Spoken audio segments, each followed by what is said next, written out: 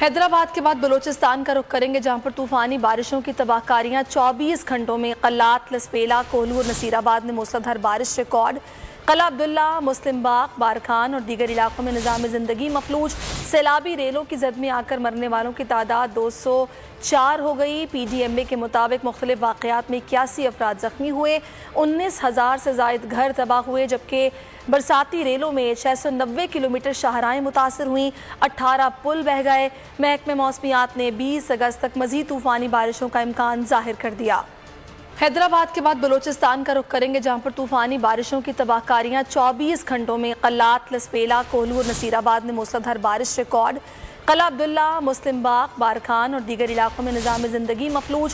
सैलाबी रेलों की जद में आकर मरने वालों की तादाद 204 हो गई। PDMA के मुताबिक मुख्तलिफ वाक़यात में 81 अफराद ज़ख्मी हुए, 19,000 से ज़ायद घर तबाह हुए, जबकि बरसाती रेलों में 690 किलोमीटर शाहराएँ मुतासर हुई, 18 पुल बह गए। महकमे मौसमियात ने 20 अगस्त तक मज़ीद तूफ़ानी बारिशों का इम्कान ज़ाहिर कर दिया। सब्सक्राइब करें और बेल दबाएं ताकि कोई खबर रह न जाए।